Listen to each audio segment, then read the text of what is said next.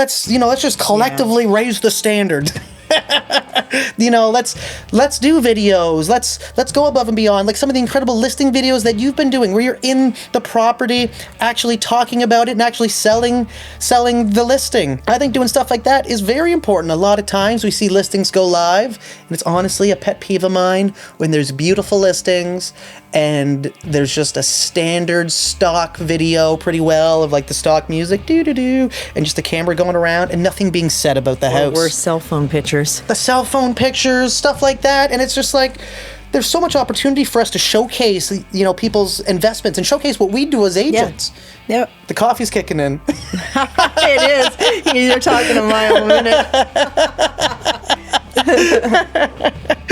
I love it. I remember doing an ad for a plumbing company, and they're like, "Oh, what are we going to do for a drip?" And I'm like, "What do you mean? What are you going to do for a drip?"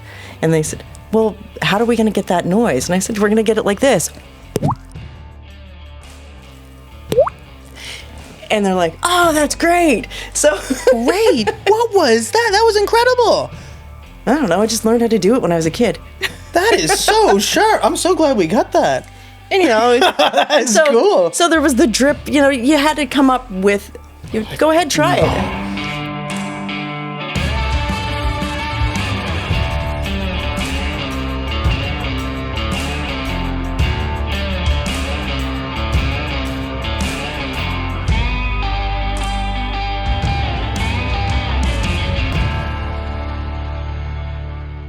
All right, ladies and gentlemen, welcome back to another episode of the Port City Podcast. And today I have the pleasure of speaking with Denise Hansen. Denise and I have been working alongside beside each other since we got into the real estate business. Pretty much. And I've had the pleasure to get to know her. She is an absolute ball of fire. She is a very successful real estate agent and has a diverse background in advertising and marketing through the radio and through the newspaper as well. And I'm super excited to get into today's conversation because it could go absolutely anywhere, and I'm so excited for it. And Denise, how are you doing today? Doing great, Brandon. Thank you for having me on your podcast. It's So where to begin? Where to begin? So I think the best spot to begin would be for people watching at home. Who is Denise Hansen? Oh, that's a loaded question. Right? Let's start there. We have all kinds of time. I'm just a small town girl living in a lonely world. No. Just a small town girl. Midnight train going anywhere. This is going to be a fun episode.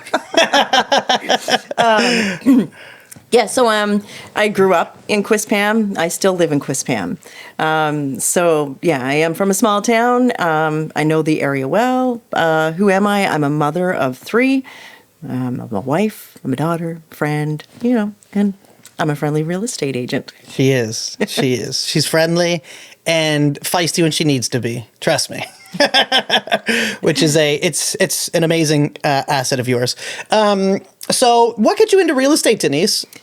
That's a great question. A lot of people will say, "Oh, well, I wanted time freedom or I wanted money." But for me, actually, it was not so great experience when I was selling my home. So I just thought to myself, you know what? If this person can make a living off of doing this, and it wasn't a great experience for us, well, maybe I can help people and do a much better job with customer service and make a living at it. The money comes later. Absolutely. I just really wanted to help people because I really thought people it's one of the largest transactions in their lives. Absolutely. And people shouldn't feel the stress that we felt.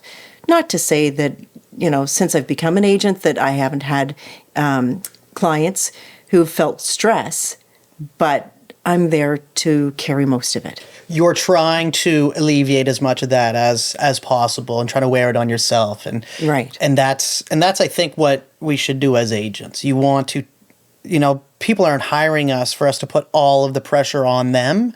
And I think that's a great reason to get into the business. It's seeing a deficiency in the business going, I would like to fill this gap. that I experienced, right? Right. And it's, that's almost, it's a very entrepreneurial kind of mindset to go in going like, I think I could do this and do it in a more efficient way. And that all said, I mean, there are fabulous agents throughout our region and all over the place. Yep. It just so happened that I didn't have that. Yep. So I thought, well, I'll give it a go, give it a whirl. I love that. And it didn't happen. It didn't happen overnight either. No. To be honest, I registered for the course and received all the books and was working a lot of hours in my corporate job. And with 3 kids, I didn't have a chance to do it right away. So my timing ran out. And it wasn't until a few years later, 4 years later, that I actually did it all over again. Okay. Yeah. So then you did do real estate part-time for a little while then? No. No, okay. So okay. I registered for the course. I received the books. I started to study. Yeah. And life got in the way. Yes, gotcha. As far as like work and 3 children and running a household. Right. And then 4 years later. Gotcha. So I want to go back a little bit because right before we started, we were talking about some things that you did in the past, which I thought was very interesting with the radio. And you said 17 years there? Yes. 17 years working in the radio. And I was like, that would have been pretty well prime time radio, right as the radio was starting to slow down, probably. What was the experience like working with the radio during the marketing and advertising? What was that like? Because I imagine that's probably helped, some of your experiences there have helped you come into real estate, and then kind of having that marketing and advertising mind is very important for us when we're showcasing properties, when we're talking about ourselves. So it's important for us to kind of have a little bit of that experience. How much of that experience did you bring into real estate, and what was that experience like for you? Well, I think number one, being comfortable in speaking with people and getting out there and showing your face and not being a secret agent. Yes. That experience being in radio was very, very helpful because very many times we'd be out on location and we were meeting the general public, and it was fun. I mean, I loved meeting everybody, but it's something like that helped to prepare you to not be shy. Absolutely. To just talk about anything with anybody. Right. So, because it would all be impromptu. When you're out with the public, you don't know what people are going to say, right? That's right. Yeah. So there's that. And then also, if you were looking at marketing, so to speak. So when I went to school for radio, of course, it wasn't just, reading scripts or going on and making stuff off the cuff after a record spins. We actually learned how to write effective advertising. Awesome, okay. So quick 30-second, 60-second commercials, and using theater of the mind, because that's what radio really was. Theater of the mind? Yeah. What does that mean? Well, if you think about it, back in the day, like way back in the day before we were ever even thought of, there was no TV. Right. It was just radio at that time. It was just radio. Yes. People would listen into sports games, and they would sit around the radio at home, right? They would listen to actual stories. Yeah. Right? So if people were trying to recreate sorry, I hope that you kind of edit this out. No. Yeah, it's okay. It's okay. Let me just go back there. Yeah. So with Theater of the Mind. Theater of the Mind, yeah. Back in the day, you were listening to stories on your radio because there were no televisions. Right. So in order to do that, you would use the spoken word. You would use sound effects. Yeah. You would use it all to recreate a story. And sometimes those stories would last an hour or more. Right. So fast forward to kind of modern day, the 90s. It would have been modern day at that time. Yeah. So fast forward to that. You weren't so much hearing stuff like that unless you were tuning into, let's say, like a CBC special or something, right? Right. But it's the commercials and the advertising and the marketing.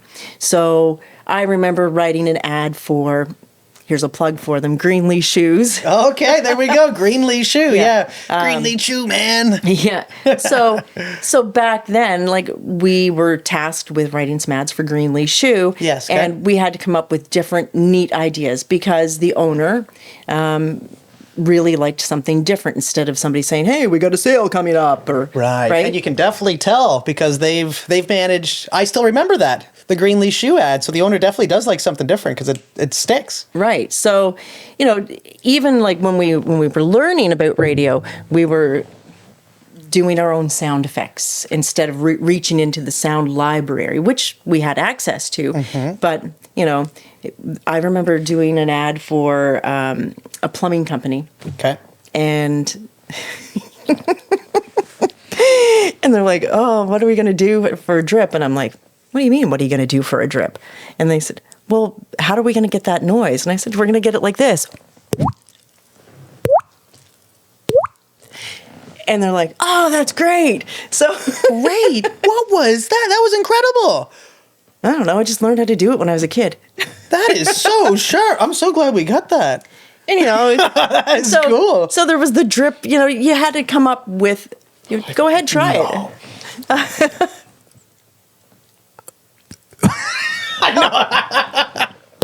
Yeah.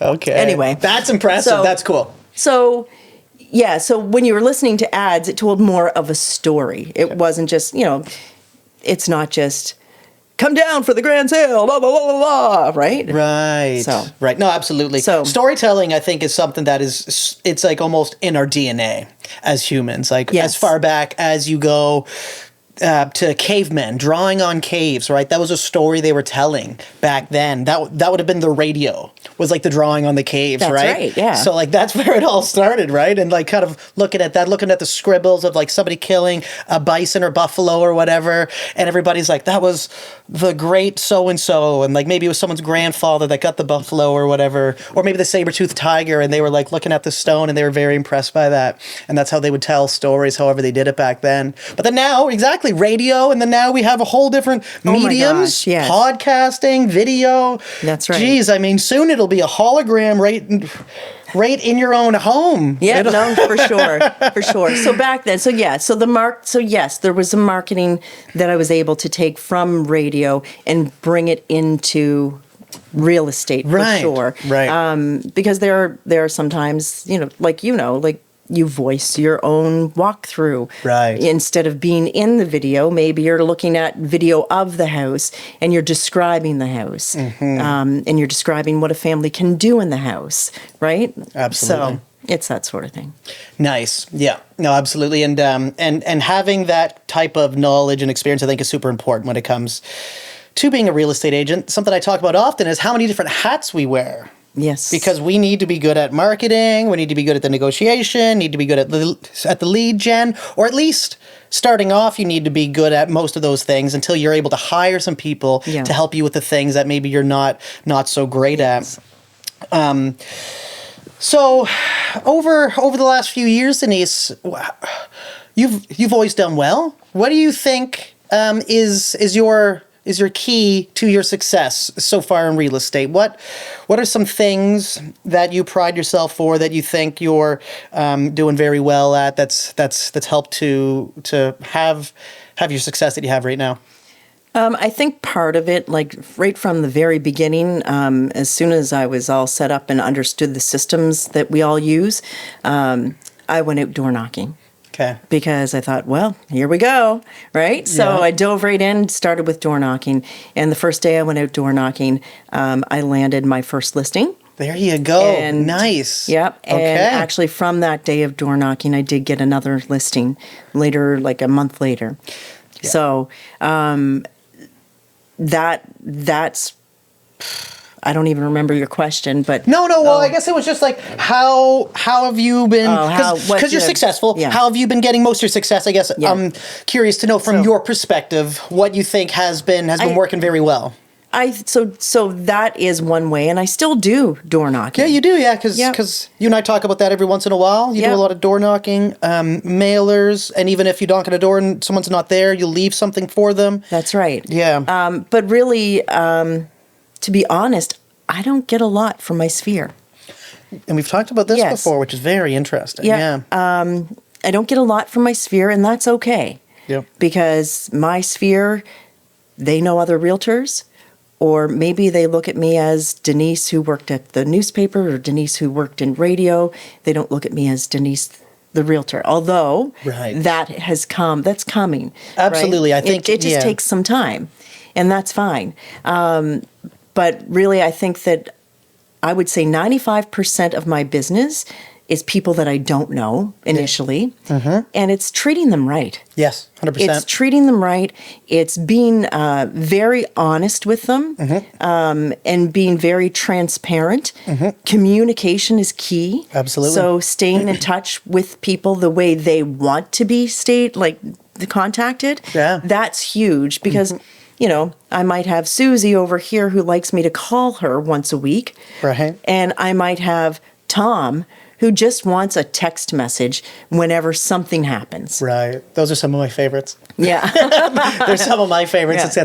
It's like, right, like so there's two things I want to say. First of all, I remember you and I had the conversation about the sphere, and where you were saying a lot of your business doesn't come from like the direct sphere. Because I think there's layers to our sphere, Yes, right? that's There's true. like Yes. there's like layer 1, which would be like very, very close friends and family. 100%. Right? And I thought I was going to get a lot more business from sphere 1, from that layer Yes. 1, when I first started in the industry than I did. I was very shocked to see the majority of my business was coming almost from layers 2 and like sometimes almost layer 3. Yeah. And then I'm going like, so let's say layer 2 would be like, people you might see once a year. And then when you do see them, like you'll like intentfully hang out, you'll have a good time, catch up, like you consider it like a friend that you just see every once in a while sort of Yes. thing, right? And then like layer 3 being like, somebody that you just knew in passing, or a friend of a friend or something, right? Right, yeah. Right. So it's like I got a lot more business from those layers, which I thought was fascinating. Yes. Which I thought was fascinating. And then, like you said, it's almost like the layers 1 are almost starting to get a little bit more active now. Right. They're almost starting to go, hey, Brandon, I got somebody for you, and I don't know what exactly that is. I think you were onto something where it's, people have a perception of you if they knew you in a past. Like I had a military background for a very long time. Right. And then I was in welding for a little bit, and then I did commercial diving. And then I started to jump into the business side slightly, and then into real estate. Yeah. So it's like, some people maybe were like, and I'm sure they would have sent business. Maybe there's just not a lot. Or like you said, there's other agents that they know. I try not to get too caught up in, I guess, Right. the reason as to why, but it is interesting, though. Yes. But I will say, so when I say, like you said, your close friends and family, that's what I was more referring to. Yeah. But if we're looking now that I've been in business for a few years as a real estate agent, my clients have been so generous with referrals. And that is the best compliment that any of us can have. Absolutely. It Because is the best compliment. Yeah, I agree. If they're satisfied with us, why wouldn't they want their friends and family to have the same level of service? Yeah. And it's one thing for them, to say they're happy, and I'm always trying to gauge my clients too, right? Like I'm really trying to figure out, are they enjoying my service? Are they enjoying what's going on? And like when they are, you can tell, and I love it. And and then even are they enjoying the property too? Because like, for example, we just had a property we put an offer in on with some clients, and we're doing the inspection, and like I can tell, like, the girlfriend, she's not loving this place. And it's funny because it's like the first time that the boyfriend was really loving one, but she wasn't into it. And anyway, we just had to let the agent know that we were pulling out because of the inspection. We had to give the written notification to terminate the contract. And it's like, but I was able to see it through her. Like she wasn't happy, right? So it's important to pay attention to their emotions as to what's going on, right? To gauge people's emotions. It's a very, as kind of straight to the point this business can be. It's also, there's a lot of emotion involved in real estate, right? I think being in touch with with your client's emotions, with your emotions, but knowing how to draw an emotional barrier is also important too. Yeah. Going, that's not something I should get caught up in. I need to stay on the point, stay in the pocket, get to the goal on this particular thing, whether it's negotiating for a certain price or you're trying to fulfill a condition. But I think having a emotional wherewithal is super important in this business. Oh, for sure. Yeah. It is.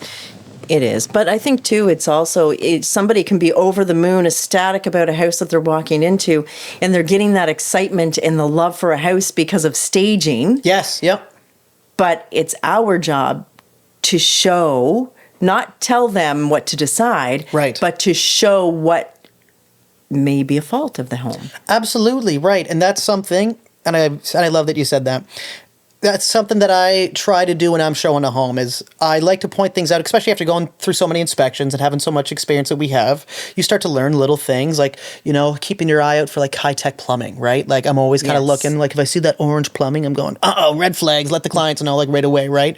We have to get this checked or take a picture of it and text an inspector to see like if it's something that's high tech or not, stuff like that. And then I try to always explain to them too, like I'm not doing this to try to talk you guys out of it. I'm trying to do it so that you guys have like I want to show you the nice, but also the bad too. Like if there's things that I see that aren't favorable, I'm going to let you know. But I'm going to also let you know when I see something that's exciting, and I just want you to do with that as you please, right? I just, so I'll kind of go through and just point some stuff out and say, hey, did you see this? Did you see that? And just make sure that they're seeing what I'm seeing, right? Because they can sometimes walk through with the goggles and the blinders on, so excited, especially if it's their first time going around looking at homes. Yep. They're just excited to think like, oh, this could be mine. And it's like, well, actually, maybe you don't want this one because did you see the big crack in the foundation outside? Or did you notice on the roof how it's kind of sloping in a little bit? Like that could be a problem. Trying to catch this stuff obviously before. Yeah.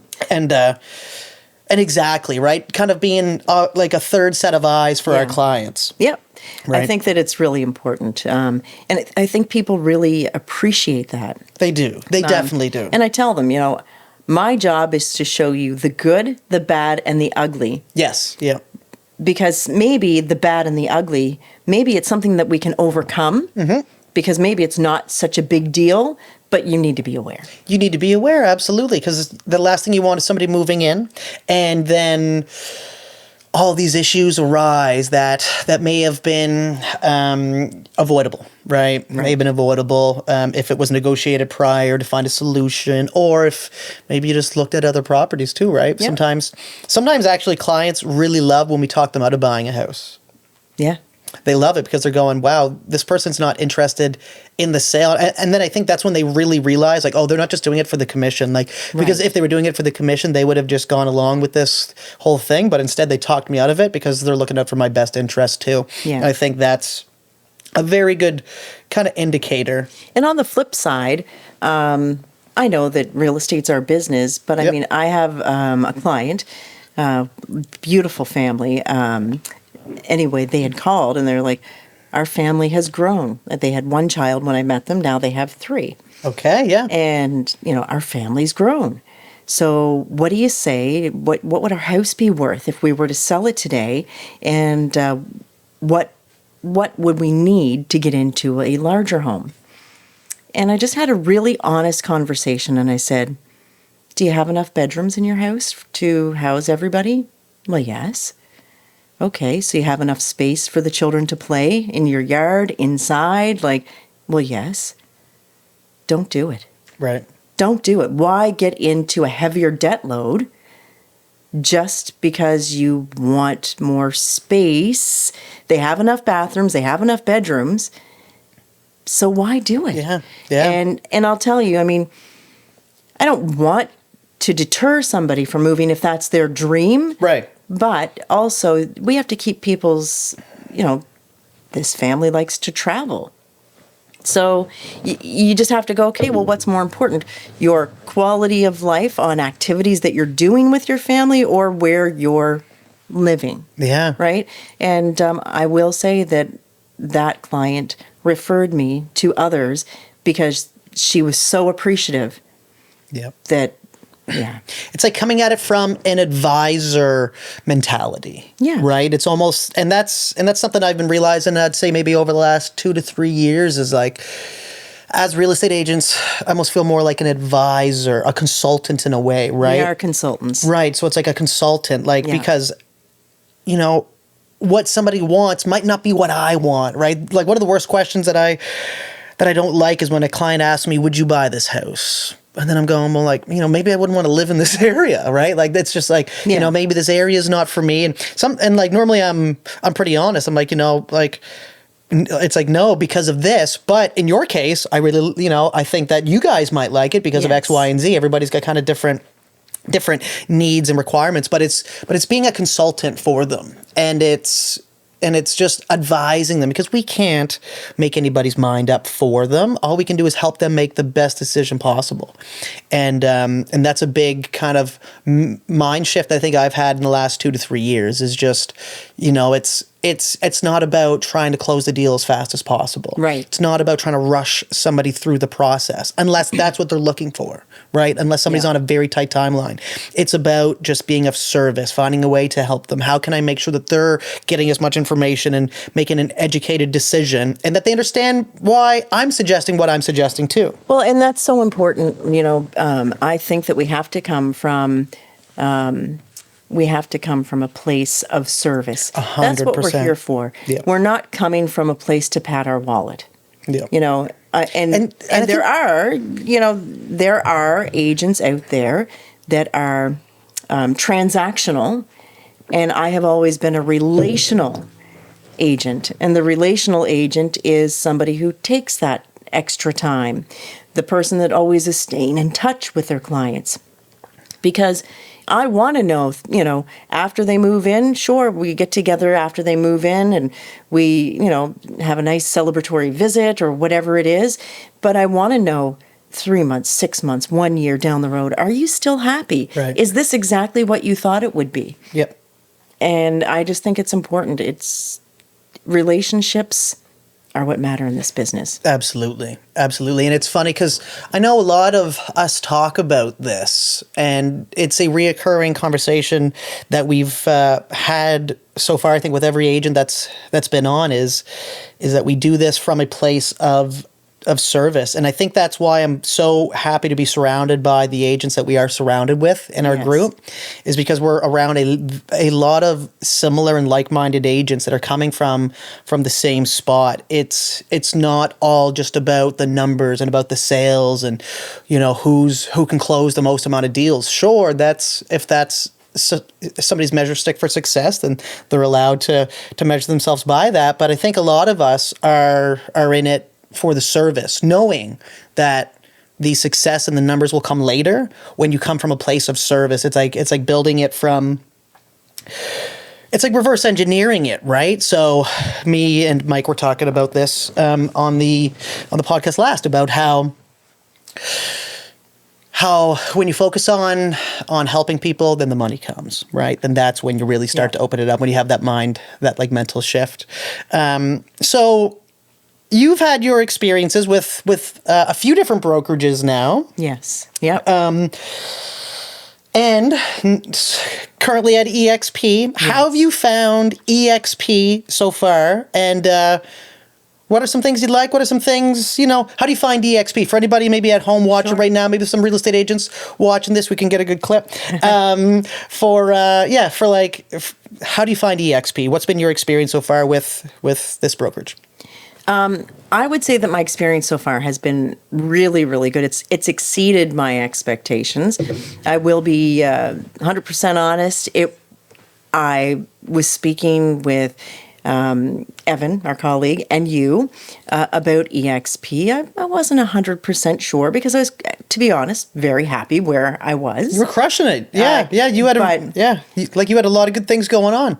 Right, and no reason to change, really. No. So my daughter, who is also on our team, she's younger, and she was like, I really want to go there. It's geared toward, she felt, toward younger people, and so anyway, I said, well, let's test out the educational factor, because I'm all about learning more and growing and getting better.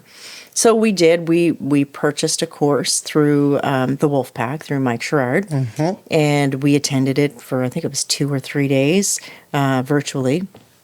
And it was phenomenal.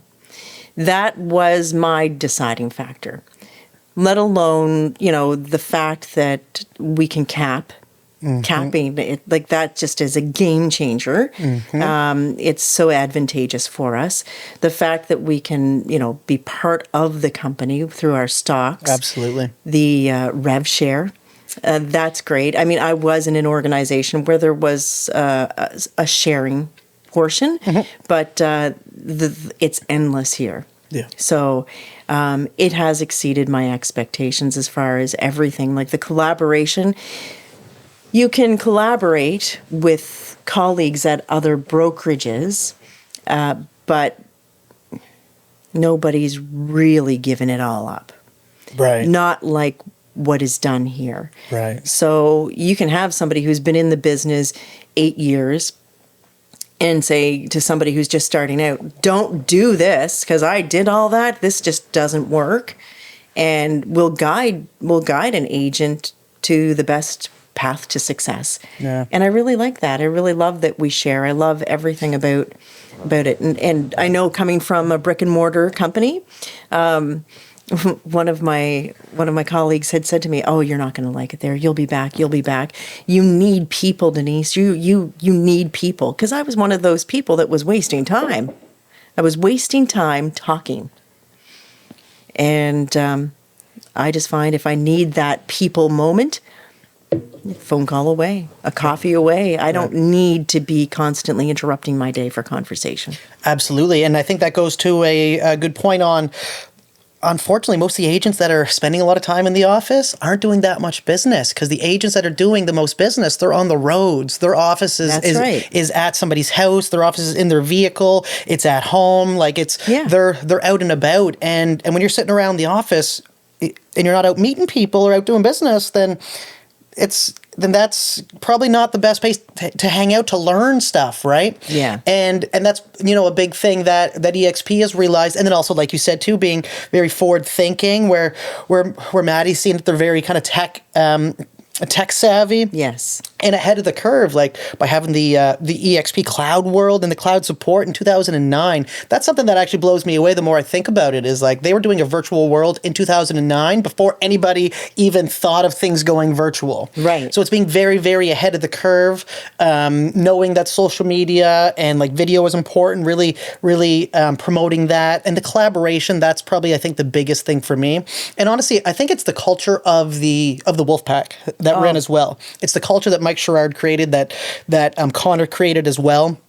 Yeah. Of trying to pour into people. Even before I came over to eXp, Mike had provided me so much training and so many resources through his YouTube channel, through some conversations that we had, and it was just like, I'm getting more support from a brokerage that I'm not even in yet. Right. So it was a no-brainer to come over here, and then it was a matter of kind of going, well, let's keep that culture going. I think it's so important. And in this industry, a lot of us as real estate agents can end up feeling like we're on an island doing this alone, because the mindset is, well, everybody else is competition. Everybody else is... If I share that, they're going to steal it. If I share that, then it's taken from my cup, which kind of keeps everybody kind of like secretly keeping their cards very close. And, you might smile and say, hey, how's it going? Like, are things going good? Oh, good. But don't look at what I have going on, right? And then, it just... That environment coming from my, hard trades background, and then also in the military, where everything was very collaborative and cohesive, it was kind of exhausting in a way to be surrounded kind of in an environment where I was like, I think we can all still work together and focus on ourselves at the same time. We can all still collaborate. A high tide raises all ships.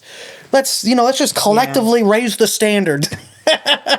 Let's do videos. Let's go above and beyond, like some of the incredible listing videos that you've been doing, where you're in the property, actually talking about it and actually selling the listing.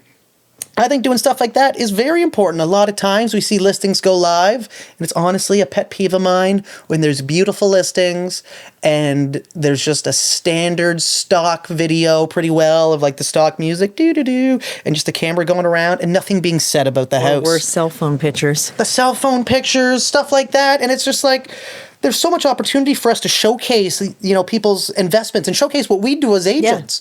Yeah. Yep. The coffee's kicking in. It is. You're talking a mile a minute. I love it. No, but so that is a pet peeve of mine of like, these are people's largest investments. And I've loved the videos that you've been doing recently because you're doing exactly that. You're going in and then you're talking about it. And then you did another incredible piece of marketing where it was like, experience what it's like to live in this house. That was really, really cool video where it kind of like shifted almost into a point of view, first person point of view, and then like you're waking up, going through your day. It was just very clever marketing.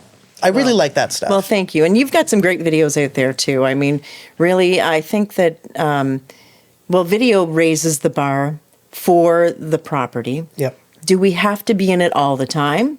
No, we don't. It's not about us. In fact, I'll say to clients, what kind of video do you want? Yeah. Right? So if they don't care if we're in it, great, we'll go in it. If they want something different, that's fine too. So yeah. I think that giving your clients choices on how they want it to be marketed, showing them different samples of what you can offer them. Yeah. I think that's the way to go for sure. And that's a great idea too, because then it's very collaborative as well. Well, that's right. I mean, yes, we're doing the work, but you're working with your seller as a team. Yes. So, and that we really do have to keep that in mind. 100%.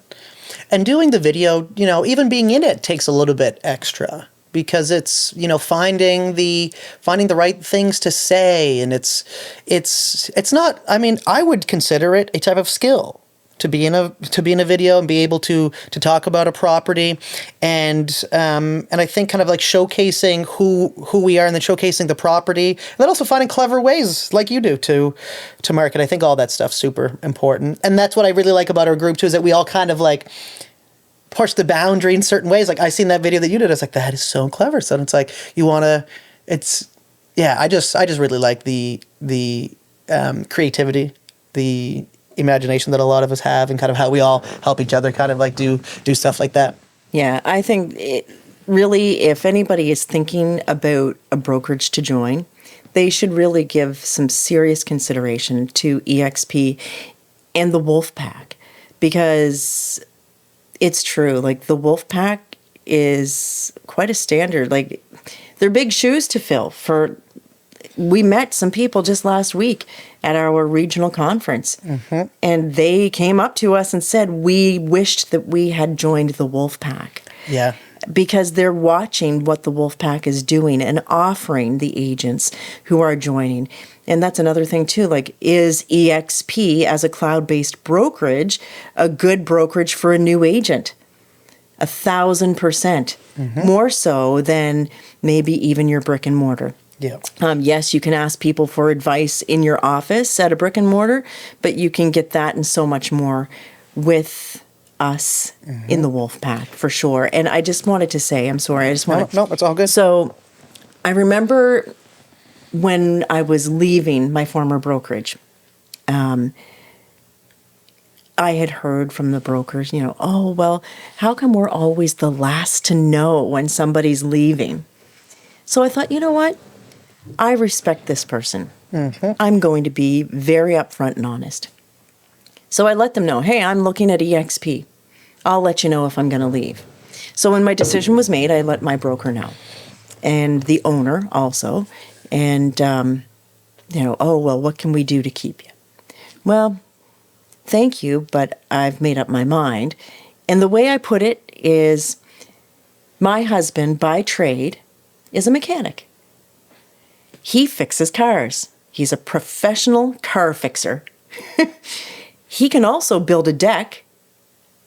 But if I want to learn how to build a deck, no disrespect, love, I am not asking him to teach me to build a deck. That's very fair. I'm going straight to the carpenter who builds decks. Right. Because he is going to teach me how to change the oil in my car. Mm-hmm. I want to know from those that are doing it.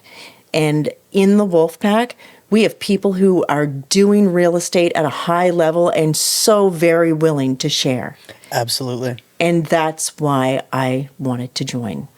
And it's so true. And there's people doing it at high levels in all different marketplaces too. Yes. So that's the very interesting thing, is that it's a global brokerage. We get on weekly Zoom calls with these agents, and they pour into us because it's all other experienced agents looking to learn. So people, when they get up there for a chance to pour into the group, they want to give their best stuff, right? I don't want to go up there and say something that everybody already knows. I want to try to find a very unique position to come from and try to give as much value as possible. And then we get to learn from those agents in other marketplaces and bring some stuff here to St. John, which is a fairly small marketplace. And for a long time, a lot of stuff was done the same way because everybody's learning from the 3 to 4 kind of, say, top agents at the time, right? Everybody's like, okay, that's what they're doing.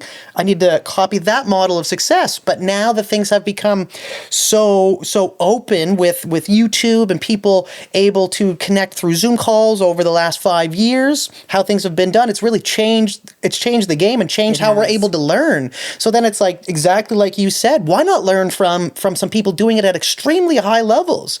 And if I can take a portion of that and then replicate it here, then that's going to put me levels above people that aren't learning from these high producers, right? Right. And then they're all practitioners too.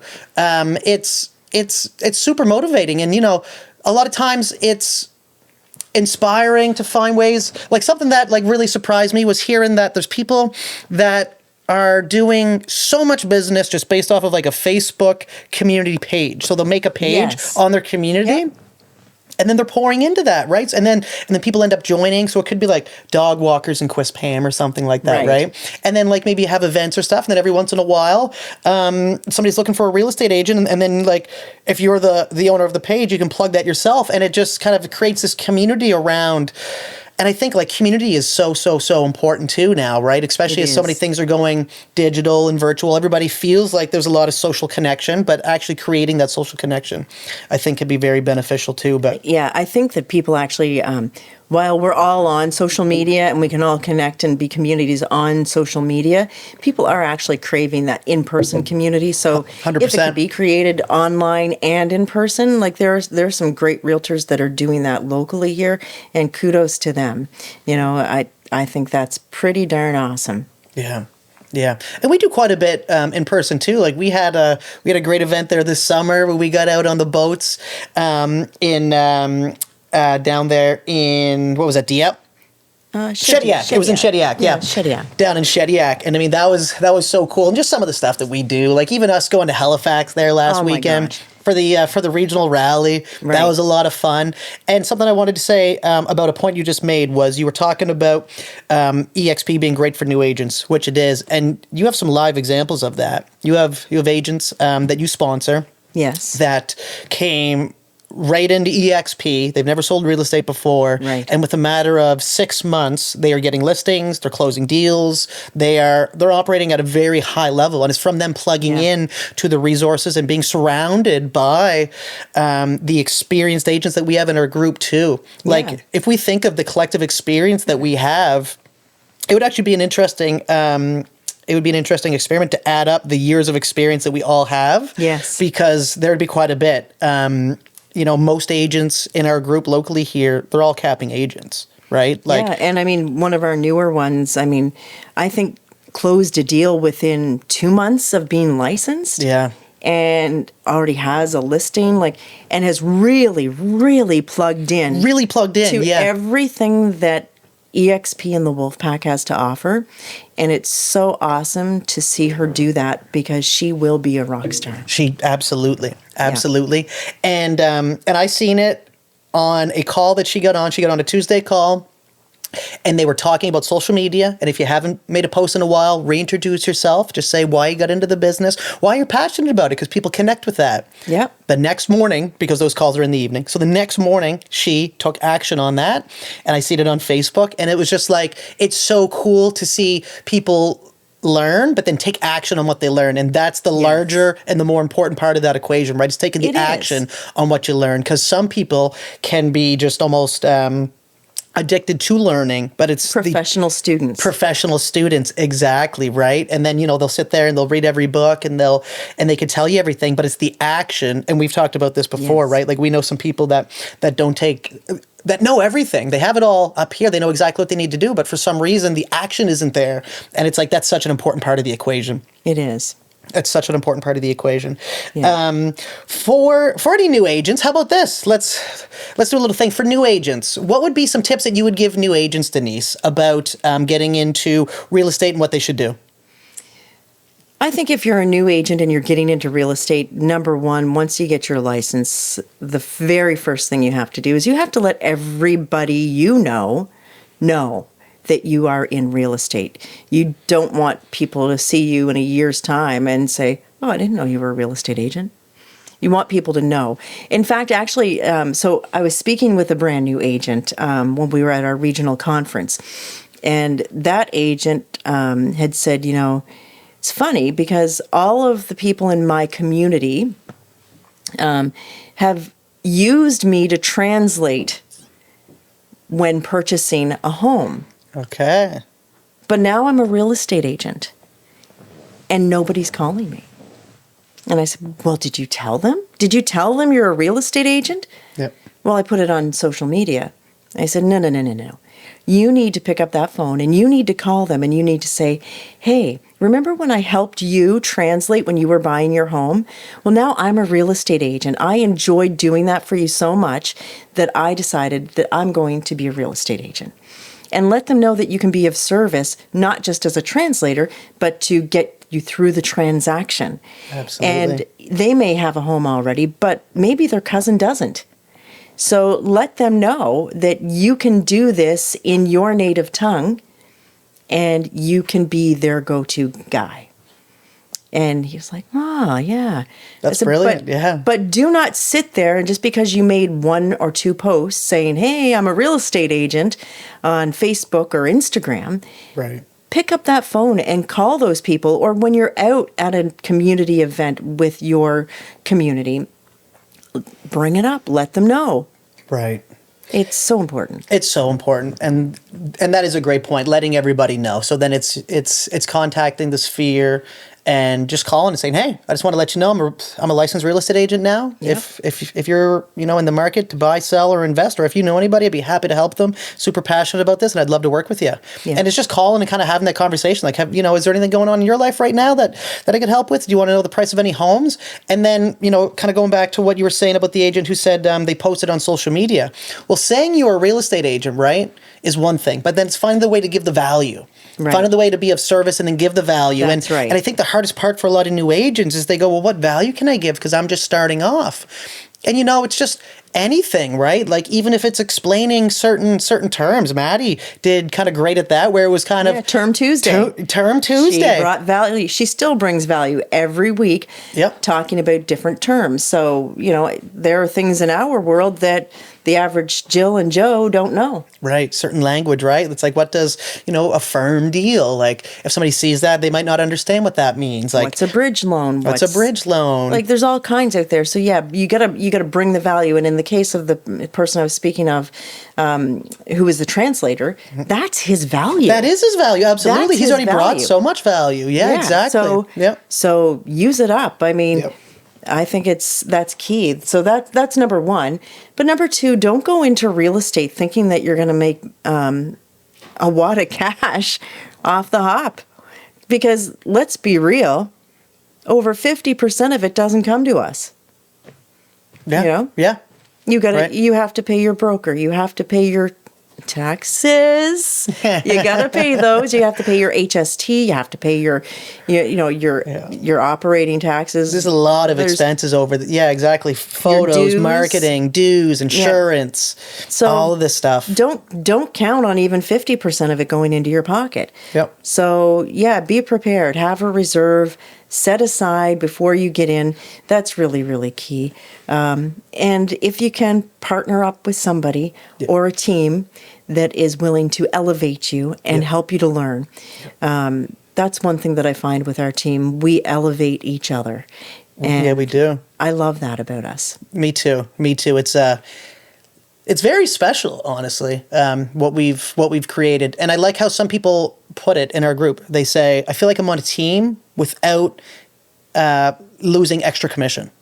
Right? It's like being on a team without actually having to pay the team structure. Because a lot of team structures take extra commission from you because there's a team leader, there's all these things involved, and a lot of these agents that are on teams are making, I don't want to put a blanket statement across everything, but the majority aren't making the most they could if they were operating individually. And it's like, so then what we're doing, we're all operating individually, but we're an organization that, like, we're always bouncing ideas off of each other. We're constantly meeting. Yeah. We have weekly calls, and then we have training, and then we're all elevating each other collectively. Like, if we figure something out, going, oh, hey, there's this cool app that does this. It'll help everybody save time, and then we're all like, oh, okay, cool. And then we can implement that if we want, and if not, we don't have to, because we're all running our own business. That's right. Right? So even though we're all bouncing ideas off of each other, we're all doing it in such unique ways, and that's why I wanted to ask you, like, what are you doing to find your success? Because everybody has a little bit of a different way.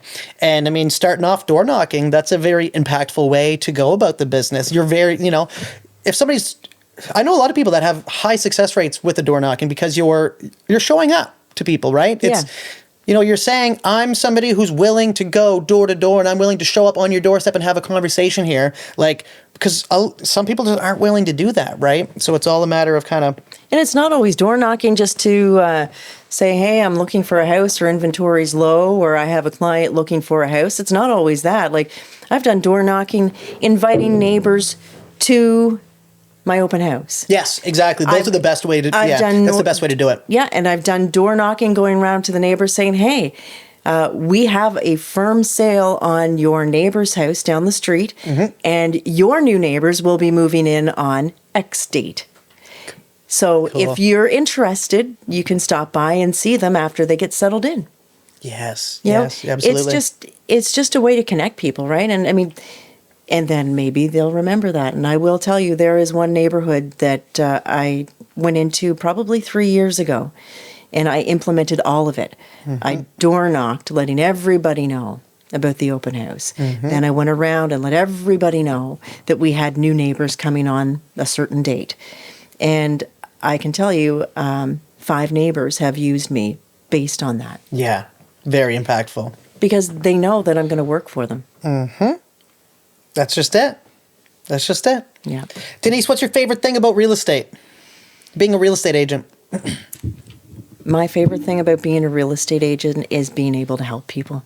Yeah. And get them through point A to point B, and just seeing how happy they are in the end. So yeah, that's my favorite part. I know I also like the flexibility of the career. Yep. I mean, I was able to get up this morning and shovel my driveway for 2.5 hours. Yeah. Right? Yeah. So that was not fun. Whereas if I was working at another job, I would have had to drive over top of the snow, go to work, and deal with it when I got home. Right. So, right. Or wake up at zero dark stupid and start shuffling. So I like that. I love all the people that I'm meeting, you know, whether it's clients or colleagues. So I love it all. Yep. What about you? Yeah, and I'm glad you asked. Some of my favorite things is exactly like you said. It's seeing the impact on people's faces after everything's finalized, right? When they get to move into their new house, and then you see them at the grocery store, and they're like, oh, there's Brandon, our real estate agent. Like, he helped us get that awesome spot. And you're asking them how it's going. And they're like, oh, it's incredible. And it's been, our life's so much better now that we're in a home that we wanted, and that we're a little bit outside of the city now. We got more yard for the dog. And just hearing like the excitement, it's like, that to me is what makes all of it so worth it. Is knowing how impactful it is, hearing some people's stories where, maybe they're in a tight financial spot. And then they're like, geez, I need to sell my home because of this or that. And then you sell their home and it fixes a whole bunch of things that they had going on, and they're able to buy another house too. And those are like, really, it's like, those are major stories that it's just, I'm so humbled to be part of. Yeah. And so humbled to kind of like, just help them through that, right? And it's it's something that I've never thought of myself as a real estate agent. I never thought early in my life, I never thought I would ever be a real estate agent. Right. It was never something that I dreamt of. It was never something, but it's something I'm so glad I walked into, because it's something that it's so diverse that it excites me every day. There's very rare that there's the same day twice. Right. There's always new problems, always new people. You're always learning something. You're always learning something in this career. It's, it's very rare that I'll go, like obviously the more experience you get, you learn a lot more. But at first, the first 2 to 3 years, it was like I was learning something every single day.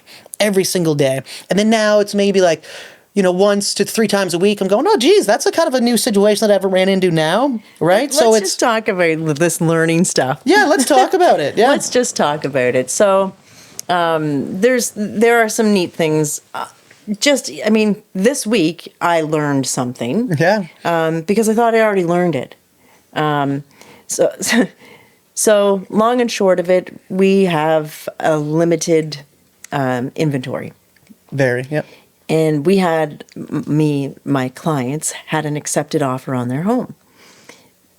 They, after a long time, prior to listing their home, and even, a couple weeks after listing their home, still were coming up empty on a house that satisfied them, right? So some people are quite particular, and that's cool too, because it's a big expense.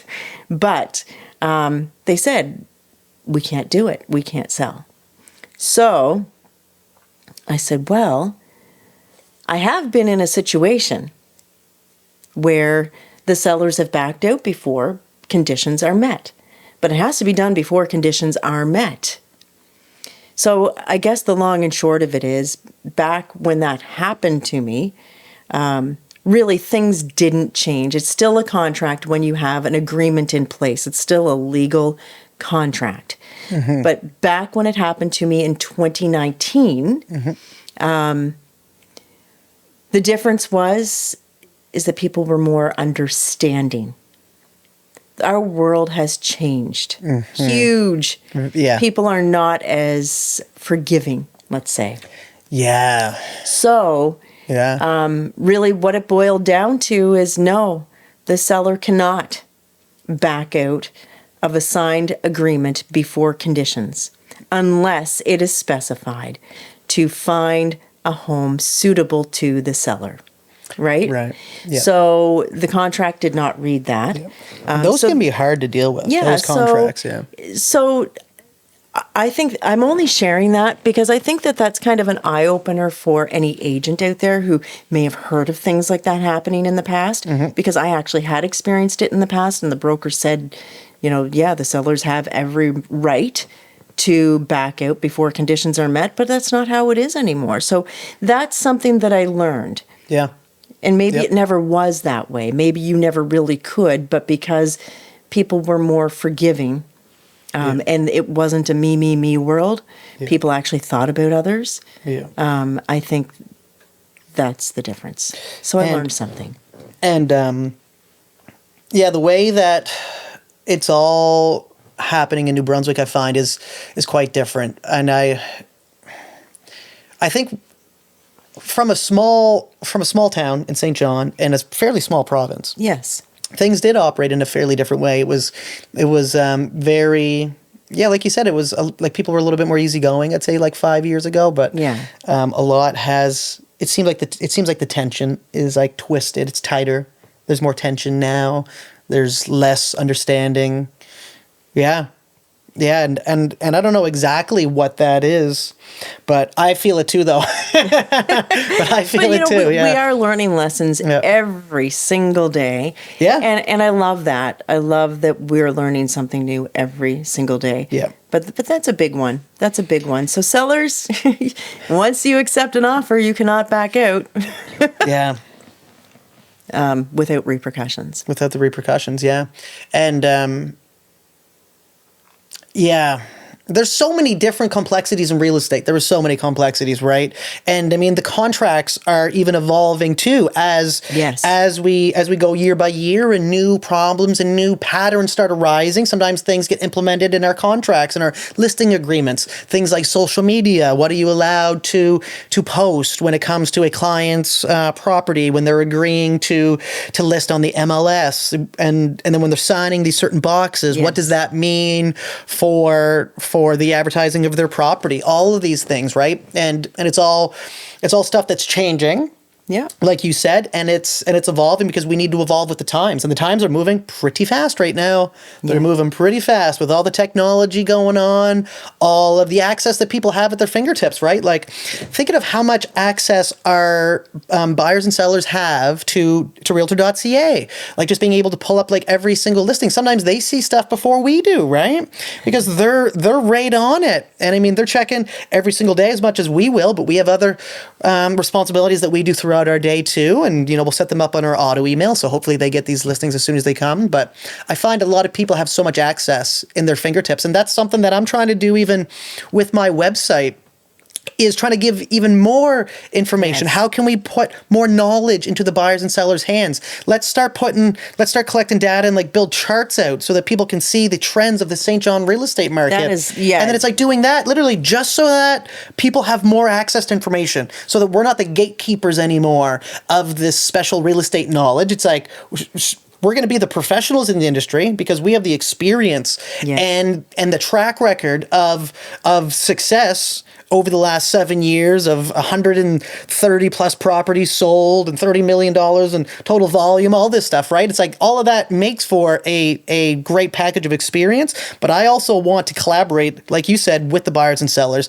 Let's give them the information too, so we can kind of like see what makes sense. Are you seeing something that I'm not seeing? Is there, or are you thinking of something that I might know, like, just going into January, February, March, activity's it's slower, right? There's certain trends that kind of happen every single year. Even in the summer, sometimes things dip a little down. You got normally a busy spring market and a fairly busy fall market, especially the fall right after the summer, right? Yeah. Like right around October, there's normally a big spike in activity. Yeah.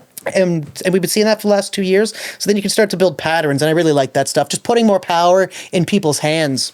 Yeah. And that was something that I wanted to do when I built my website out, going like, how can I build something that's not just a realtor.ca platform that's someone searching up listings? Yeah, you did a great job, by the way. Oh, thank you. Thank you. It's still a work in progress. It's still a work in progress, but that's, just stuff like that, trying to empower people and trying to be kind of like that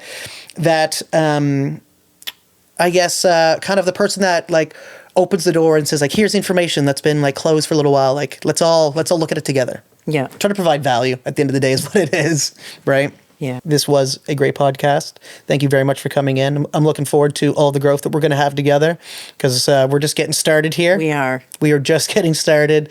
We got a lot of growth opportunities. We have a lot of growth to do. We just have a lot of good things going on right now, and a lot of momentum going on too in the city. And I think that it's going to start to really snowball into something huge here, and I'm really excited for it. I agree, and thank you so much for having me on your podcast. You're very welcome. It's a pleasure. Thank you so much for coming on, especially on a day like today when it snowed.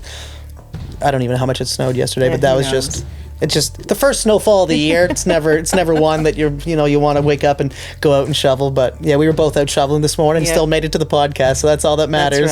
That's right. Thank you so much. You're very welcome. Thank you.